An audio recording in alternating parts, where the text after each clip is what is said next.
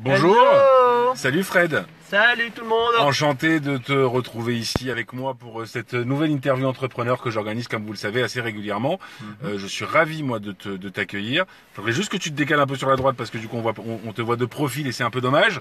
Alors c'est toujours Le beau gosse, tourné. c'est moi. Alors voilà, c'est toujours tourné de ma voiture parce que je considère, tu me rejoindras sur ce point, qu'un entrepreneur ça bouge tout le temps Tout à fait. et que je me dis que ça vaut le coup effectivement de le faire de cette façon-là, un peu d'une façon un peu mouvante, même si là on est à l'arrêt parce que je me suis dit qu'avec toi ça allait être un peu plus long vu tout le Je suis un grand bavard tout le et bagou. ça va bien avec les bavards. C'est ça, justement. ça va bien avec les bavards. Alors la première question que je voulais te poser, alors arrête-moi si je me trompe, t'as fondé un site, un blog qui s'appelle Conseil Marketing. Dans quel but? Alors en fait c'était en 2006 donc ça nous rajeunit pas, ça fera bientôt. Ah oui, en effet, 12 ans, ça 11 ne ans. rajeunit pas. En fait c'était simple, j'ai travaillé dans des startups internet dans les années 2000 avec les startups qui ont fait up et puis qui ont fait down. Et après en fait à un moment donné avec des amis on s'est dit tiens en 2006 ça serait pas mal qu'on monte notre propre boîte. Et donc en fait j'étais avec deux développeurs et donc moi qui m'occupais du marketing et puis on s'est dit tiens on va lancer une nouvelle startup révolutionnaire etc. Et puis donc on se réunissait grosso modo allez, 2 fois par semaine, un soir et une après-midi complète. Et donc voilà, on essayait de faire avancer le truc. Et moi comme j'étais chargé du marketing, j'attendais qu'ils avancent un petit peu sur le dev. En attendant, je m'étais fait une petite checklist. Et au lieu en fait à l'époque il n'y avait pas Google Drive, il n'y avait pas Google Docs, il n'y avait pas tous ces trucs là. Et en fait j'avais monté un blog pour me faire ma propre checklist. Quand je me disais tiens quand on va lancer le site, j'aurais tout prêt et j'aurais plus qu'à mettre en place. Et donc j'avais tout préparé ça sur le site. Et puis finalement, au bout de, ça doit être 6 mois, le site a jamais vu le jour parce que tu connais un peu les développeurs. Je connais les développeurs. C'est Et- long, c'est toujours prêt demain et finalement c'est prêt la Ouais. semaine d'après. Je reviens encore ça C'est actuellement. ça. Et donc en fait, à la fin, on a dit bon, on laisse tomber. Et puis donc moi, j'ai continué avec le blog. Et finalement, ça m'a plu pas mal. Au début, c'était vraiment une passion. C'était l'objectif d'échanger des choses. Et puis sur des sujets, c'était aussi un peu un moyen pour moi de m'entraîner parce que je pense que en fait, le marketing, même la vie évolue tellement vite que si tu te formes pas au fur et à mesure, en fait, t'es vite dépassé. Moi, je vois plein de gens qui n'ont pas bougé en marketing depuis, ou qui sont pas auto-formés, ou même formés en 10 ans. Ça a vachement changé, ils savent pas ce que c'est un Facebook Ads, le content marketing, ils savent pas trop, l'emailing connaissent encore les basiques. Oui, mais après, est-ce que tu peux reprocher à quelqu'un dont c'est pas le métier de ne pas avoir ces notions-là finalement de développement, marketing, etc. Aujourd'hui, moi, les chefs d'entreprise que je rencontre, les gens que je rencontre, me disent tous, ouais, mais c'est pas mon métier. Quand tu vas voir un avocat, quand tu vas voir un architecte, quand tu vas voir ce genre de personnes, tu te retrouves face à des gens qui n'ont pas forcément les notions que nous on a parce qu'on est dans ce domaine et parce qu'on connaît ce système qui finalement ne sont pas dans le Eux, domaine c'est pas leur réel. corps de métier, eux. Mais moi, en tant que marketeur, je vois que ça bouge énormément. Même moi, tu vois, je suis obligé de me former régulièrement. Je vois Facebook, c'est à la fois intéressant et en même temps, c'est vraiment compliqué parce qu'en fait, ils évoluent tellement entre les nouvelles fonctionnalités Facebook Ads, les nouvelles fonctionnalités des pages, etc. Tu es quasiment obligé tout le temps d'aller te mettre à jour tes connaissances ou au moins suivre les trucs.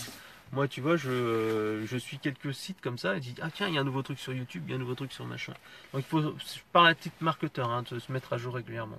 Ça c'est important. Donc voilà, donc moi ça me servait aussi de mise à jour. Et après en fait au fur et à mesure, tu sais c'est practice what you preach. Ouais. Au bout d'un moment quand tu dis Ouais. bon voilà tu vas monter un business, tu vas faire des ventes. Alors, pratique what you preach pour les non anglophones signifie mets en pratique ce que tu apprends aux autres. En gros, c'est un peu ça. Exactement. Et c'est vrai que effectivement, quand on est dans ton domaine et qu'on a un blog, on donne souvent des conseils et puis quelque part, est-ce qu'on les applique pour nous ou pas, ça dépend du contexte. Mais c'est vrai que c'est intéressant. D'ailleurs, à ce sujet, est-ce que les conseils que tu prodigues à tes suiveurs, aux gens qui te suivent finalement, est-ce que tu as des demandes de rencontres de gens qui te disent Ouais. Frédéric, j'aimerais bien qu'on se rencontre parce que j'ai un souci ou un autre au sein de ma boîte et que j'aimerais le développer avec toi. Comment ça se passe après? Parce que c'est bien beau d'écrire, mais j'imagine qu'au bout d'un moment, tu dois avoir Alors en fait, des grosses je demandes et mets un en emploi place- du temps surchargé. Alors j'ai fait plusieurs systèmes. En fait, j'aime beaucoup un livre qui s'appelle La semaine de 4 heures de Tim Ferriss, que je vous invite à lire tous. C'est vraiment un bouquin qui est vraiment intéressant et inspirant. Et donc, par exemple, sur mon site internet, tu vois, tu as un chat qui est pas live, mais en fait, tu peux me poser des questions.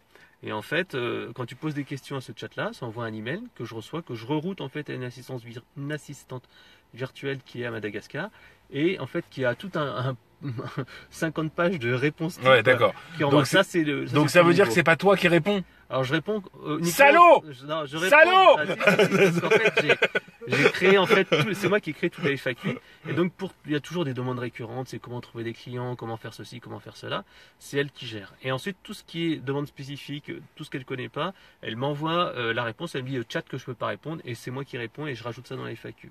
Okay. Donc ça c'est le grosso modo, si on veut discuter avec moi, il y a le site internet, mais c'est pas forcément moi automatique. D'accord. Ensuite, moi je fais de temps en temps des formations, mais j'interviens plutôt en tant que formateur et speaker, mais je n'organise pas d'événements parce qu'en fait je trouve que ça prend beaucoup de temps et beaucoup d'énergie. Là par exemple, la semaine prochaine, je suis à la mairie de Courbevoie, en fait parce que c'est pas loin de chez moi, puis je connais en fait l'animateur. Je vais faire une formation de 2 heures gratuite sur comment trouver des clients B2B. Après aussi, j'ai des prestations payantes. Par exemple, là, il y a un comité de direction d'une entreprise du CAC 40 qui me dit tiens, je voudrais que vous passiez former les gens de chez nous sur comment ça marche le growth hacking, parce que je viens de sortir un bouquin là-dessus. Et donc, le growth hacking, j'en parlais d'ailleurs. Je ne sais pas si tu as vu la dernière vidéo entrepreneur que j'ai faite avec Jérémy Benmoussa, que j'embrasse d'ailleurs, parce que je sais qu'il va regarder cette vidéo et je voudrais le saluer parce qu'il nous a beaucoup aidé. Jérémy, c'est quelqu'un que je connais, comme je disais dans la vidéo, depuis une vingtaine d'années. On a été amis d'enfance, on a été très proches pendant très longtemps. Après, nos vies se sont un peu mélangées, mais c'est quelqu'un que j'aime beaucoup. Effectivement, le growth hacking que je suis en train d'étudier jour après jour, c'est un truc qui est fabuleux. C'est-à-dire qu'aujourd'hui, on est dans un système quand je vois les astuces de growth hacking qui sont faites sur LinkedIn notamment, on en parlait hors antenne, j'ai envie de dire tout à l'heure, pour justement développer ça. C'est juste extraordinaire. C'est-à-dire que tu as des possibilités d'inviter plusieurs personnes en même temps, tu as la possibilité de transmettre un message plus facilement. C'est des astuces finalement, et ça n'a rien à voir d'ailleurs, je tiens à le préciser, ça n'a absolument rien à voir avec le hacking, le piratage de certaines choses. C'est simplement des astuces, des systèmes, des astuces qui vont tout simplement vous permettre d'attirer plus de clients vers vous. Tu m'arrêtes si je dis des bêtises, Frédéric, qui vont vous permettre d'attirer plus de clients vers vous et qui vont vous permettre surtout d'avoir plus de visibilité sur le contenu que vous allez proposer à vos clients ou à vos lecteurs ou à vos voilà, si vous avez un blog ou si vous avez... Il y a 2 aspects en fait dans le growth hacking. Le premier aspect, c'est ce que tu as vu là, c'est toutes les astuces qui sont à la limite de la légalité, où tu frôles en fait avec la légalité. Moi par exemple, j'utilise un outil qui s'appelle LinkedIn Helper. C'est un petit outil, ça coûte 8 € par mois. Et cet outil-là, en fait, tu utilises tu cherches par exemple directeur expérience client ou directeur marketing dans LinkedIn. Et tu dis, je veux les contacts secondaires qui sont à Paris. Et lui, en fait, va se charger d'inviter toutes les personnes avec un petit message personnalisé où il dira bonjour David, je me permets de vous inviter à rejoindre le contact. J'ai compris. Et après, derrière, en fait, tu peux enchaîner vers un message automatique en disant merci d'avoir accepté ceci, cela. Et donc, c'est assez pratique. Pour LinkedIn, tu as aussi, tu avais Hunter.io qui était un très bon produit, mais qui maintenant s'est arrêté. Mais tu as AnyGrowth, tu as Datanana qui permettent ensuite d'extraire ces contacts-là. Alors après, il y a l'aspect moralité, légalité. Par exemple, avec Datanana ou AnyGrowth, ou Annelise, tu peux récupérer des emails professionnels. Est-ce que tu as le droit d'envoyer des emails à ces gens qui sont... mais après, c'est la grosse question. Les emails non sollicités, on en reçoit tous les jours. Après, moi, personnellement, un mail qui n'est pas sollicité par moi, que j'ai pas envie de voir, je l'ouvre pas, point final. Maintenant, moi, je ne serai pas le donneur de leçons qui dit n'envoyez pas de mail sollicité. Non, parce que sur comme dirait Jean-Claude Duss, sur un malentendu, ça peut marcher et vous pouvez tomber sur un client qui a un besoin précis à ce moment-là. Donc, n'hésitez pas à envoyer des mails. Après, vous êtes obligé, c'est la légalité qui le veut, d'avoir un lien de désinscription sur vos newsletters. C'est pas toi qui me diras le contraire. Si vous avez un lien de désinscription, vous arrêtez d'embêter ou d'importuner la personne en question. Mais c'est pas, pour moi, c'est pas grave. Voilà. Après, c'est mon sentiment. Après, en fait, tu as plusieurs astuces. Par exemple, dans ces cas-là, quand tu as des emails de professionnels que tu récupères, tu peux les retargeter sur Facebook ou Google. Donc, en fait, quelque part, alors bien sûr, le taux, quand tu extrais de LinkedIn, 10 000 contacts, tu auras peut-être 10%, tu auras 1000 contacts que tu peux retargeter. Ouais, c'est ça. C'est pas énorme, mais là, c'est tout à fait légal, tu as le droit de le faire. C'est vraiment des trucs simples qui permettent de faire ça. Après, moi je le dis aussi, dans LinkedIn, quand les gens ont accepté votre contact, vous avez juste un petit bouton à faire pour extraire les contacts. Et tu récupères les images. Oui, alors désormais c'est nouveau. Maintenant, ça prend un petit. Avant, c'était plus sur LinkedIn, c'est tout nouveau. Maintenant, tu as Export des contacts. Export. Archive. Voilà, c'est ça. Export des archives, et lorsque tu exportes tes archives, je l'ai fait tout à l'heure d'ailleurs, ça te permet de mettre à jour la liste que tu as déjà voilà, si t'es passé de 200 à 500, de 500 à 1000 ou de 500 à 1500, eh bien, ça te permet d'avoir ta mise à jour et de supprimer évidemment l'ancien fichier que tu avais au départ. Aujourd'hui, pour toi, est-ce que, alors, ça c'était une question qui n'était pas prévue, au programme. Mais est-ce que tu penses que Macron aujourd'hui a une bonne influence sur tout ce qui se passe aujourd'hui, ou est-ce que comme certains ou comme d'autres, tu attends de voir? Non, en fait, en tant qu'entrepreneur, parce que dans ma vie, je suis blogueur, je suis consultant et je suis également salarié, j'ai les trois activités. En tant que consultant, alors là, je suis très content parce que c'est vrai que le RSI, c'est compliqué. Les taxes, sincèrement, moi, je dis toujours, entrepreneur, c'est pas, jusqu'à présent, c'était quand même maltraité. Hein. Moi, je vois Mais parce que c'est un gros mot en France de gagner de l'argent, c'est un gros mot en France d'avoir des idées. Enfin, j'ai l'impression qu'avec Emmanuel Macron, sans donner mes préférences politiques, bon, même si je les cache pas, parce que voilà, Macron, je considère que voilà, moi déjà, ce que j'aime chez cet homme, c'est que déjà le type, il sait parler anglais, pardon. Il s'est envoyé un mail. T'écoutais Hollande parler anglais, c'était à mourir de rire. T'écoutais Sarkozy parler anglais, c'était à mourir de rire. T'écoutais Chirac parler anglais, c'était sympa, mais il manquait d'accent. Là, t'as quand même un type qui peut parler à une Merkel, qui peut parler à un Trump, sans rougir de son anglais, et je trouve ça plutôt intéressant. Maintenant, voilà, c'était la parenthèse que je ferme. Mais je ne veux pas parler de politique. C'est vrai que au niveau en fait des entrepreneurs, c'est quand même plus intéressant. Et il y a quelques réformes sympas. Et sincèrement, je pense que c'est important parce que moi, je connais beaucoup de gens qui sont entrepreneurs et qui ont du mal à vivre correctement. Bien sûr. Et c'est terrible parce qu'ils bossent beaucoup. Alors après, il y a une question de méthode, de motivation, etc. Mais je trouve ça dommage que quand tu bosses vraiment, que tu te défonces, tu n'aies pas les récompenses en fait de ton travail. C'est malheureusement le cas souvent. Et moi, j'ai déjà eu plein de potes qui se retrouvaient avec une super année, ou 2 ans, et puis tout d'un coup le RSI qui leur réclamait 10 000 euros, 5 000 euros, qui représentaient la moitié de leur chiffre d'affaires du trimestre ou du semestre. Et là ils disaient mais c'est pas possible, je peux pas payer. Enfin bon, s'il y avait des trucs complètement dingues. Moi j'ai réussi en fait, comme je te disais, je suis un petit peu ce qu'on appelle un slasher. Un slasher, c'est les nouveaux, des nouvelles personnes qui ont fait plusieurs activités. Tu peux être salarié. Et oui, le slash est très courant aux États-Unis d'ailleurs, ouais. où les gens ont 2-3 travails en même temps parce que ils ont besoin de ça pour tout simplement, sans avoir honte, finir leur fin de mois et boucler leur fin de mois. Et c'est vrai que parfois, c'est souvent nécessaire dans le développement de son activité. Donc non, mais il y a aucun. Mais en France, tu as beaucoup de slashers aussi qui sont en fait salariés et qui font un autre truc pour s'éclater. Moi, mon blog, c'est pour m'éclater. Ça me génère des revenus, certes, mais c'est pas le plus important. Alors oui, Angel, oui, je suis d'accord avec toi puisque tu es là et que tu regardes cette vidéo. Mais bon, après, encore une fois, je veux absolument pas choquer qui que ce soit dans les propos que je tiens. Je dis juste que voilà, aujourd'hui, je trouve que c'est quelqu'un qui a enlevé la vulgarité du terme entrepreneur.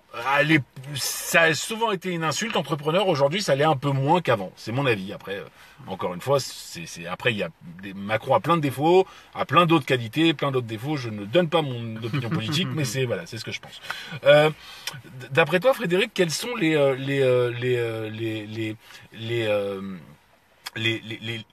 outils finalement, toi, marketing que tu recommandes pour un start-upper, une boîte qui est un peu plus ancienne, pas les institutionnels parce que les institutionnels ont un peu plus de mal avec tous les outils marketing, mais quels sont aujourd'hui toi les 5 outils principaux, on va dire. Je t'ai fait une petite liste, mais c'est vrai que alors moi en priorité, sincèrement, je pense que c'est indispensable d'avoir donc un site WordPress. Alors pourquoi WordPress? Parce que il y a tellement de plugins, il y a tellement de thèmes, le truc est tellement pratique que ça devient indispensable. Donc WordPress pour moi, le truc à avoir obligatoirement.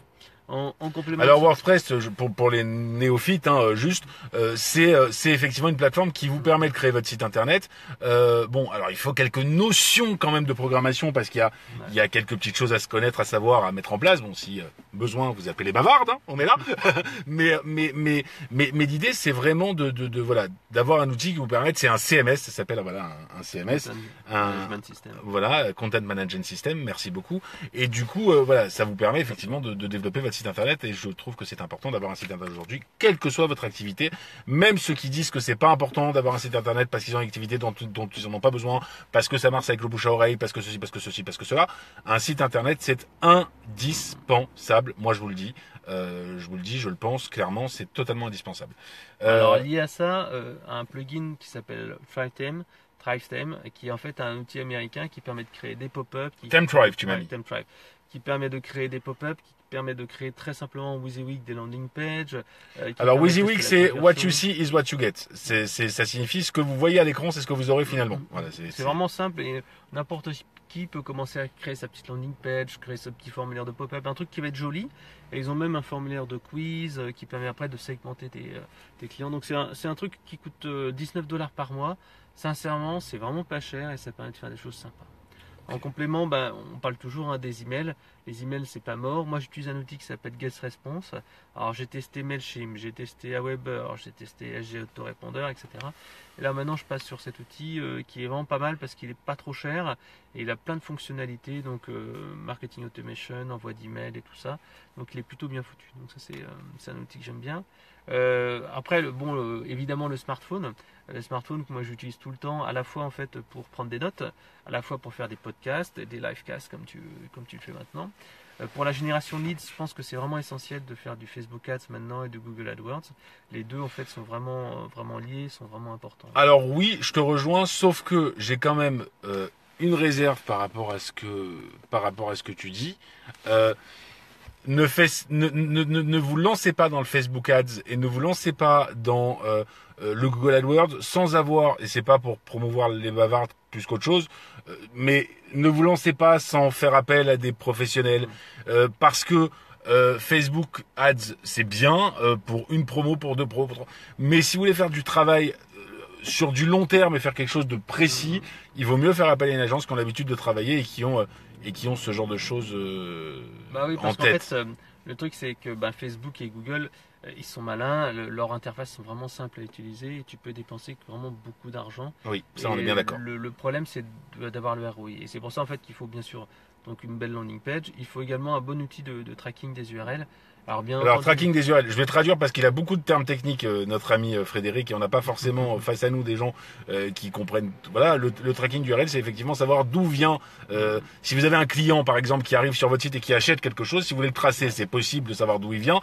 Et si c'est Facebook Ads ou AdWords qui vous l'a apporté, vous pouvez le savoir parce que vous savez d'où vient le clic avec Google Analytics, que je vous conseille également d'installer, qui est gratuit d'ailleurs. Google Analytics, c'est gratuit, mais ça vous permet de savoir d'où viennent vos clients, l'âge parfois de vos clients, je crois qu'il y a même des segmentations partout et ça vous permet effectivement d'avoir plusieurs éléments. Alors, en complément, moi je préfère utiliser un vrai outil de tracking comme ClickMeter ou Link Tracker qui permettent en fait de manière simple parce que Google Analytics ça devient vraiment une usine à gaz, donc ça te permet vraiment de pouvoir traquer facilement.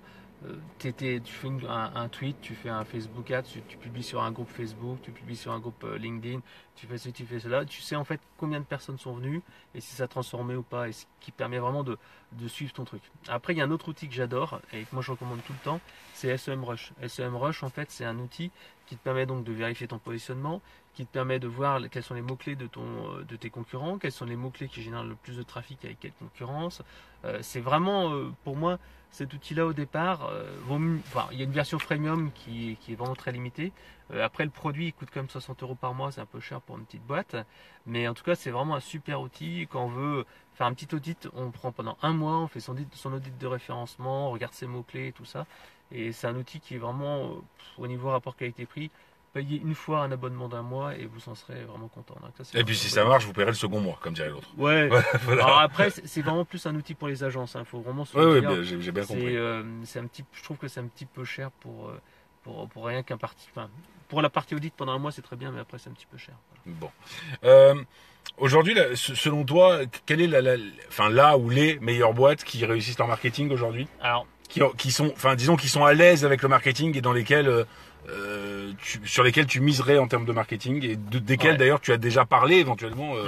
Alors, moi, alors, le marketing, c'est pas forcément du digital. Et c'est ça qui est important de se dire, c'est que tu peux très bien réussir à révolutionner un marché ou attaquer un marché en étant un peu plus, comment dire, malin que les autres.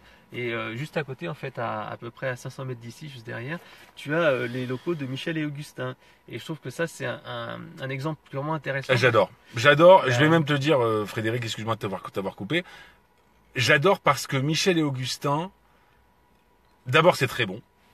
Non mais enfin, faut être clair, j'adore leurs produits d'abord, mais ils ont créé pour moi un véritable entrain sur leur marque. Il y a eu quelque chose, il y a eu, c'est presque devenu nos copains, Michel et Augustin. Je sais pas si tu es d'accord avec moi sur ce. Je trouve que voilà, quand j'achète un produit Michel et Augustin, j'ai l'impression d'acheter le produit d'un pote. J'ai pas l'impression d'acheter le produit d'une marque lambda, Palmito.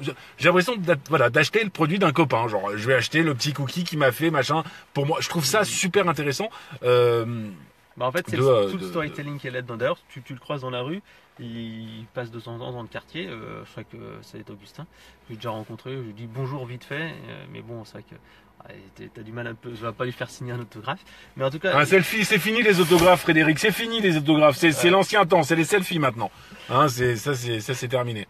Et donc oui, leur idée est vraiment bien parce que toi, c'est un marché qui est saturé, enfin qu'on penserait saturé, les produits agroalimentaires qui sont compliqués et pourtant ils ont réussi à être présents en grande distribution, d'être présents partout, à vendre des produits en premium, tout simplement parce que ils ont mis de l'histoire, ils ont mis du sentiment, ils ont mis de l'émotion, ils ont mis de l'humour dans les produits et c'est un peu dingue, mais ils ont réussi à faire concurrence à des gens comme Danone et des gens comme les marques distributeurs. Mais oui, mais parce que aujourd'hui, mais comme, aujourd'hui, quand t'as une nouvelle marque qui arrive et quand t'as des marques nouvelle génération qui arrivent, les gens ont envie ils en ont marre de voilà, si demain regarde BlaBlaCar qui est pour moi l'un des meilleurs exemples que je puisse donner.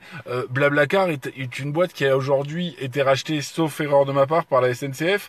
Mais ils ont très bien fait la SNCF parce que BlaBlaCar, pour l'avoir pris tout le mois d'août en tant que conducteur, pardonnez-moi, parce que j'avais pas envie d'être tout seul en voiture et que je préférais être avec du monde pour rouler. J'ai fait 1500 km avec BlaBlaCar. Je suis d'ailleurs très bien noté. Si un jour vous avez besoin de moi, eh bien, vous verrez mes trajets publiés sur BlaBlaCar. Mais voilà, c'est des sites aujourd'hui, des nouvelles starts. Et c'est rien de technologique. Il a rien inventé. Il a juste mis en place un système de covoiturage. Mais il a su donner le côté affectif, le côté branding un peu cool, un peu entre copains, un peu où tu vas, on va au même endroit, bah je t'emmène. Et ben, je trouve ça génial. Voilà, moi je trouve ce genre de concept fabuleux. Voilà. Ouais. Donc ça c'est une bonne marque. Après au niveau du branding, l'onboarding process, etc. J'aime beaucoup Mailchimp puisqu'en fait Mailchimp ils ont vraiment aussi humanisé leur marque. Il y a de l'émotion, ils ont le petit singe. Quand tu te connectes, tu as un accompagnement, tu as régulièrement en fait des emails pour t'accompagner. C'est le processus d'accueil, onboarding process. Donc vraiment c'est Mailchimp est assez intéressant et je pense qu'il faut toujours essayer de prendre le meilleur dans leur domaine et essayer de dire tiens qu'est-ce que je peux prendre comme idée, qu'est-ce qu'il y a comme chose intéressante là-dedans. Voilà. Ok. Alors donc ok. Pour toi aujourd'hui, comme chacun sait, je fais des vidéos entrepreneurs aussi parce que j'organise des dîners entrepreneurs. Je fais un peu de promo, même si vous n'êtes pas nombreux à nous regarder tout de suite. Le prochain aura lieu bientôt. Vous regarderez sur mon mur, je l'ai publié. En octobre au Spicy Home, normalement, si tout va bien. Quels seraient aujourd'hui tes 5 conseils à un jeune entrepreneur aujourd'hui? Alors j'ai pris mon anti-sèche tout à l'heure, mais la première chose en fait, c'est de parler en fait à ses clients, ses premiers clients. C'est souvent en fait le problème que je vois moi avec des entrepreneurs et il n'y a pas très longtemps j'étais avec un de mes potes qui montait une start-up et ça il avait monté son truc, il avait monté son site internet, il était en train de tout tester et puis il me disait tiens allez vas-y teste ce service-là, mais je disais ouais mais ça m'intéresse pas quoi, je suis pas dans la cible et il m'a dit non mais essaye quand même, non mais ça m'intéressait pas et en fait il a essayé, il avait fait une solution technique mais en fait c'était la livraison à domicile hein, et mais c'était pas utile quoi. Il pensait avoir l'idée. Il y a plein de gens qui sont comme ça, ils pensent avoir l'idée, mais en fait, c'est pas l'idée qui est importante, c'est qu'il y ait vraiment un marché. Donc première chose, c'est ça, c'est parler avec vos premiers clients, vos premiers prospects et vérifier que c'est vraiment une bonne idée. Deuxième chose, n'hésitez pas à dépenser, allez, 250 euros ou un truc comme ça, tester votre concept, votre offre avec quelques Facebook Ads pour voir si le Alors la prix est bon. publicité Facebook, pardon de te couper encore, la publicité Facebook, 250 euros, mettez selon vos moyens. Si vous voulez mettre 50 euros, mettez 50 euros. L'histoire, c'est de tester 50, 100 euros, 150 euros. Ouais. Selon vos moyens, ne mettez pas 250 euros d'un coup, mettez 50 euros au départ sur les 3 premiers jours. Faites varier, Voilà, la faites langue varier, du page, faites varier les messages également, Ouais. parce que ne mettez pas pour 250 euros du même message, variez les messages. Vos produits sont les mêmes, mais les Là, messages. tu utilises ThemeTribe et Google Analytics et tu fais varier comme ça ta page, tes offres. Voilà, donc C'est vraiment pratique. ça vous permet effectivement de varier les offres. Ouais. Autre chose que Donc ça c'était la première chose. Parler à tes clients, tester ton offre. Ensuite, quelque chose qui est important, être bien sûr radin. Il faut essayer de trouver les solutions low cost. Maintenant, il y a tellement de solutions qui existent qui sont alors, faut pas non plus les chercher trop low cost, parce que si tu essaies de chercher trop low cost, tu vas passer du temps, tu vas t'auto-former, tu perdras plus de temps au final. Mais il faut pas hésiter à demander des avis, des conseils et tout ça. Toi, tu es ligne entrepreneur, c'est exactement ça. Il faut essayer de partager l'expérience, faut pas rester dedans. C'est ce que moi j'appelle l'effet tunnel, c'est-à-dire que souvent, parfois, on reste avec son idée et c'est l'idée, et je suis dessus, je suis à fond.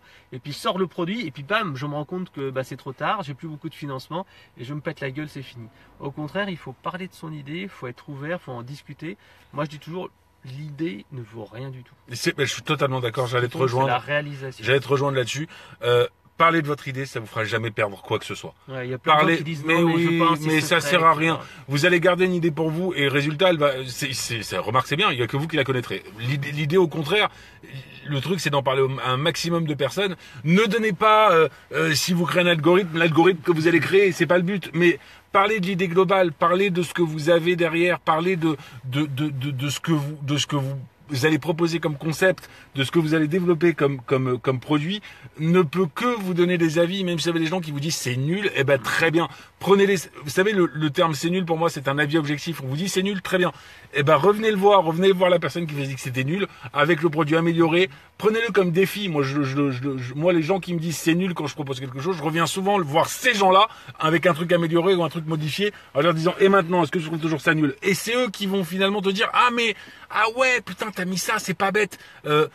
Finalement, avec un petit ingrédient en plus, vous réussissez à faire quelque chose de vachement mieux. Je pense que Frédéric ne me... Ouais.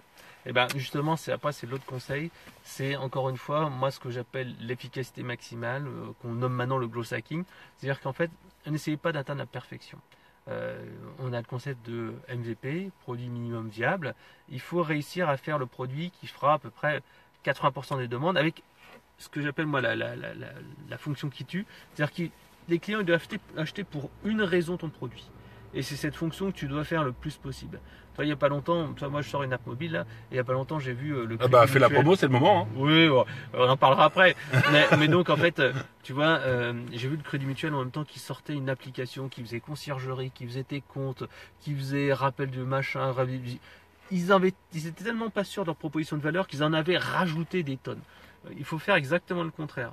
Il faut se dire, ok, j'ai une idée et j'ai un besoin que je dois répondre et je le fais le mieux possible. Et c'est ça que je vais avoir dans mon produit principal. C'est vraiment ça qui va faire, waouh, les gens vont se dire, mais c'est exactement pour ça que je vais acheter. Et essayer de faire en sorte que cette idée soit le mieux faite possible. Et après, le reste, c'est 80%, comme je dis, 80% des résultats, tu l'as en 20% du temps. Il ne faut pas chercher la perfection. La perfection, tu peux la faire améliorer au fur et à mesure. Donc le perfectionnisme, l'effet tunnel, ça c'est vraiment terrible parce que ça peut tuer quelqu'un. Alors qu'il faut toujours se dire, ok, aujourd'hui, quelle est l'action que je vais mettre en place qui va me donner un max de résultats. Il y a plein de gens qui lisent leur email le matin, qui disent, oh mais j'ai rien fait aujourd'hui. Voilà. Ça, les gens qui me disent, mais j'ai rien eu le temps de faire aujourd'hui. C'est tout simplement parce que tu es trop dispersé. Parfois, il vaut mieux pas lire tes emails, commencer par faire ton truc. Tu fais ce truc-là et rien que ce truc-là, tu es content en fait de l'avoir fait et tu le réalises quoi. C'est ça qui est essentiel. Alors maintenant, on va parler indiscrétion, Frédéric. Ouais, dis-moi. Comment ça te rapporte, conseil marketing Oh, aujourd'hui? c'est pas très compliqué comme j'ai une société. En fait, tu vas sur société.com. Non, non, mais je m'en fous de tapes, société.com. conseilmarketing.com. Moi, je m'en fous de société.com. C'est toi que je veux Alors savoir. en fait, c'est simple. Tu regardes. En 2016, j'ai fait 40 000 euros de chiffre d'affaires sur cette boîte-là. Et grosso modo, je suis à 40% de taux de marge. Donc j'ai dû me 16 000 verser- euros. Ouais, après tu as les impôts. Donc j'ai dû me verser 10 000. cette année 11 000 et Ouais, quelques. c'est ça. Ok. Voilà.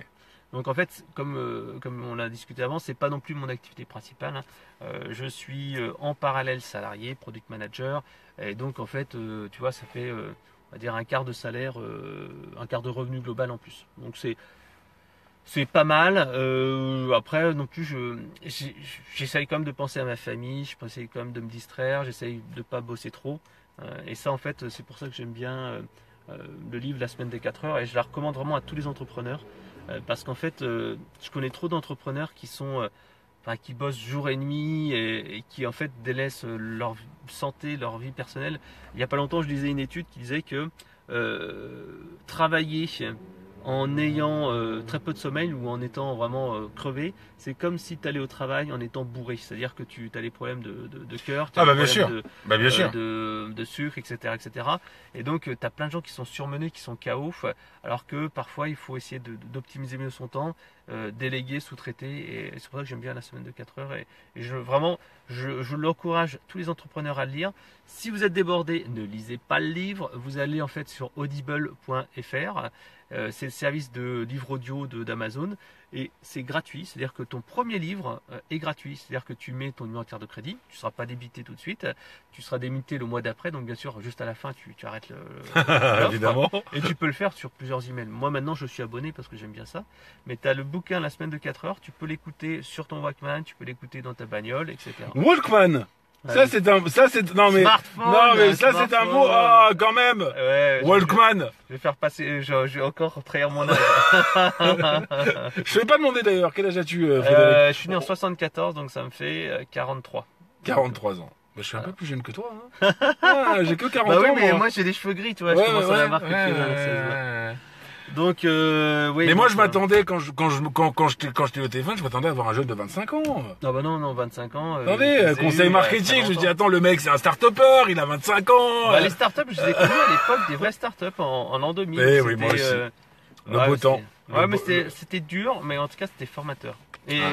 là, ce que je trouve maintenant, c'est qu'en fait, à l'époque, tu sais, quand tu étais dans les startups, tu disais que moi, je voyais que le temps passait genre 3 ou 4 fois plus vite dans une startup que dans une boîte normale. Bah oui, bien sûr. Et là, maintenant, tu as quand même un équilibrage.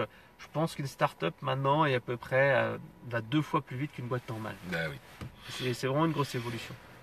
Bon, les projets de conseil marketing dans quelques temps, quelques années, quelques mois, quelques jours. Oh, bah, c'est simple. Là, en fait, j'ai sorti la semaine dernière mon bouquin qui s'appelle le Growth Hacking. Parce qu'en fait, Il s'appelle comment? le Growth Hacking, c'est Le growth hacking. le Growth Hacking, 8 semaines pour doubler le nombre de vos prospects ou un truc comme ça. C'est une formule que j'ai testée avec, avec Google, avec Facebook Ads, et c'est celle qui a eu le plus de clics. Donc, c'est tombé là-dessus. J'aurais pu mettre 4 semaines pour tripler ton nombre de prospects, mais c'est d'ailleurs que ce qu'a fait aussi le gars qui a fait la semaine de 4 heures, il a testé comme ça le titre de son bouquin avec une annonce Google AdWords, parce qu'à l'époque c'était que sur Google AdWords. Donc voilà, donc c'est un bouquin que j'ai écrit avec Grégoire Gambatouf, lui qui était plutôt techos, code, etc. Et moi qui était plutôt la partie market un peu plus traditionnelle, content marketing. Voilà. Ok. Bon, bah écoute, est-ce que tu veux aborder autre chose qui te plairait Bah non, moi je dis que vraiment entreprendre c'est vraiment important, il faut se lancer. Alors après tout le monde n'est pas fait pour être entrepreneur. Moi je le dis, surtout quand tu viens du monde du salariat, c'est compliqué parce que tu n'es pas habitué à bosser pour toi, à se dire un business, tu es là pour te faire vivre, tu n'es pas là pour être esclave de tes clients ou de ton boulot. C'est pas simple en fait de savoir ce qu'il faut gérer, etc. Moi, depuis 3 ans, j'ai pris un compte, non 2 ans, 3 ans, j'ai pris un comptable parce qu'à un moment donné, je voulais tout faire moi-même. Et donc, il faut vraiment apprendre à sous-traiter parce que autrement, moi, j'y passais, allez, une heure par semaine. Maintenant, allez, c'est même pas 1 heure par mois, 2 heures par mois, quoi. Tu vois, c'est vraiment important de faire ça. Donc, je pense que il faut apprendre à se lancer. Il faut pas hésiter. De toute tu peux faire un projet à part en fait de ton boulot si tu es salarié. Et si tu es vraiment entrepreneur, il faut le faire quand tu es jeune, quand tu n'as pas de gamin et tout ça, c'est vraiment idéal. Moi, tu vois, avec ma femme, à chaque fois, c'est compliqué quand elle me dit moi je préfère que tu sois salarié, que tu aies les deux, etc. parce que c'est plus rassurant. Et comme tu l'as dit, je pense qu'avec le gouvernement qui va changer, le fait de pouvoir avoir du chômage ou des choses comme ça quand tu es entrepreneur, Oui, voilà. ça va être comme une égalité qui est plus Ça importante. va être une soupape de sécurité, ça va être quelque chose qui va vous permettre d'évoluer différemment, ça va être quelque chose qui va vous permettre, oui, de vous développer effectivement. Ouais, puis il faut pas hésiter parce que sincèrement, quand tu es jeune, t'as rien à perdre et justement en étant entrepreneur, en créant ta boîte. Oui, mais tu on vas est jeune pouvoir- jusqu'à quand, Frédéric? Ah, Moi, je suis jeune encore. ouais, mais mais en fait, à partir du moment où tu as une copine et des gamins, c'est compliqué. Moi, je sais que Alors, quand t'as au une femme et des gamins, c'est encore plus compliqué. ouais. Et donc, en fait, ce qui se passe, c'est que il faut que tu consacres du temps pour ta boîte, mais également pour ta famille. Et donc, c'est pas évident de pouvoir faire les deux. Voilà. Donc, moi, Attends. j'essaie. Alors, il y a Angèle qui nous dit « J'adore la Chartre des produits aussi, néanmoins, il se donne un paquet de casseroles sociales. » Question Ah, c'était encore une Michel petite Augustin. voix. Et du coup, à l'heure de l'engagement. Et du coup, à l'heure de l'engagement.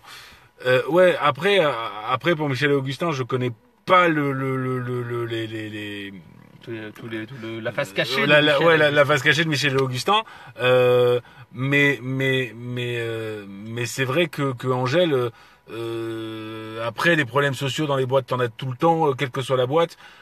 Après, j'aime bien leur message. Et on parle de marketing et pas de social. Bah, c'est même comme si- Steve Jobs. Tu vois, Steve Jobs, c'est un mec qui est un super entrepreneur, enfin qui était un super entrepreneur, qui a réussi de faire des choses exceptionnelles. Et pourtant, c'était un con. Là, j'ai lu la biographie du fondateur de Tesla et SpaceX. Et putain, mais ce gars-là, sincèrement, mais c'est un gros salopard. C'est vraiment pour moi, c'est Steve Jobs? non pas Steve Jobs, c'est le fondateur de Tesla et SpaceX. Ah putain, en plus je l'avais là. Donc j'ai lu sa bio il y a pas longtemps et sincèrement le mec il est horrible, il met la pression à tout le monde, il est vraiment sans cœur, mais c'est un mec horrible. À un moment donné, tu vois, il le comparait un petit peu à Tony Stark parce que c'était quelqu'un qui avait des idées, une vision. C'est vrai qu'il a une idée, des visions sur faire évoluer le monde, etc., etc. Et il est horrible parce qu'en fait, à un moment donné, tu vois, il y a une de ses assistantes qui était son assistante pendant 10 ans, qui a travaillé jour, nuit, week-end, parce qu'il est comme ça, il te met des délais de fou. Et donc en fait, à un moment donné, cette nana qui était avec lui, qui gérait vraiment son agenda, c'était l'assistante personnelle, un jour, elle lui dit ouais, j'aimerais bien avoir une augmentation de salaire et d'être payé en fait au même niveau de tes autres directeurs parce que je suis un petit peu ton boulot là-dessus. Et il lui a dit bon, ok, prends 2 semaines de vacances et après on verra ce qu'on peut éventuellement garder comme tâche pour toi, Et il l'a viré. etc. Et il l'a viré à son retour. Il lui a dit non, mais finalement, je peux me passer de toi. Et alors qu'elle l'avait vraiment. C'est drôle, mais j'en rigole, mais parce que c'est tellement pathétique que ça me fait rire. Bah voilà. Et pourtant, ce mec-là, c'est un super entrepreneur. Il a fait des choses exceptionnelles. Tu vois, révolutionner l'industrie automobile, faire les premiers vols habités commerciaux, avoir réussi aussi à travailler dans le domaine solaire. Il fait vraiment avancer l'humanité. Et pourtant, c'est un mec qui est un petit peu l'entrepreneur. Tu vois, la face sombre de l'entrepreneur. Tu vois, les gens en moyenne ils restent 2 ans là-bas et ils apprennent beaucoup de choses. Ils font un truc de ouf et c'est un peu comme dans une start-up. Il prend que des jeunes. Il prend que des gens qui sont sortis de l'école, qui n'ont pas d'enfants parce qu'il va pouvoir les exploiter au maximum. Voilà. Et comme il dit c'est comme des munitions. Et hop. Mais bon après. C'est un système. Après, tu as d'autres boîtes comme ça. Netflix aussi, ils ont une culture qui est un peu dans le même genre. C'est une culture de la performance. Une fois que tu es plus performant, tu pars. Après, tu peux comprendre, mais bon, c'est un peu difficile, quoi. Alors, donc, bah, écoute, on va arriver à la fin de cette interview, Frédéric. Ça a été un plaisir d'abord de te recevoir. Bah, moi aussi. J'espère que cette vidéo ira sur conseilmarketing.com. Elle ira, bien sûr. Alors là, j'étais sur la page et je vois que ça n'a pas... Ça n'a pas trop bougé sur ta ça n'a page. pas trop bougé sur la page. Je me mettrai sur mon profil aussi parce que généralement je fais un peu plus d'audience que ça. Oui, moi aussi. Donc là, c'est vrai que c'était un peu difficile.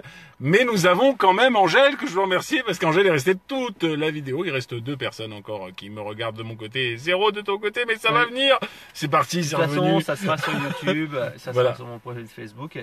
Et bien entendu, en fait, tu vois, comme je te parle en fait du multicanal, ça va être sur mon podcast sur SoundCloud, mon podcast sur Audioboom, qui est après sur iTunes. Et comme moi j'essaie de travailler en multicanal, je vais faire transcrire cette vidéo et tu vas la voir après sous la forme d'un article sur mon blog. Ah bah écoute, ce sera un plaisir en tout cas, et je te souhaite Normal. en tout cas plein de réussite pour Conseil Marketing.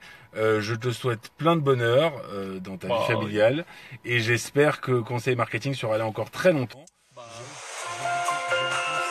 Je vous conseille par ailleurs d'aller donc acheter sur Amazon le livre de Frédéric. Growth Hacking. Le Growth Hacking. Growth, ça s'écrit Growth, plus loin H-A-C-K-I-N-G. Ouais. Voilà, donc ça s'appelle Le Growth Hacking, et vous le trouverez donc sur Amazon. Je crois d'ailleurs, d'après Jérémy, la dernière fois que je l'ai vu, il m'a dit qu'il était en rupture de stock. Il était en rupture de stock et là ils ont réapprovisionné il y a pas longtemps. Eh ben voilà. Donc voilà, revenez, allez voir ce que fait Frédéric sur conseilmarketing. Comme ou .fr, de toute façon. Comme.fr, voilà, je savais plus si c'était comme ou .fr. C'est Ça vraiment. m'a coûté 500 € de racheter le .com il y a 4 ans. En fait, j'avais pris au début que le .fr. Et donc 500 balles pour avoir le mais c'est pas, non, mais en tout cas, c'est un blog super intéressant dans lequel vous trouverez plein de choses sympas, plein de conseils, plein d'astuces, plein de trucs qui vont vous permettre effectivement de vous développer et de faire en sorte de réussir vos paris, vos projets, et j'espère vraiment de tout cœur que vous irez nombreux sur ce blog. Et puis c'est pour l'agence de com, hein, n'hésitez pas, les bavardes.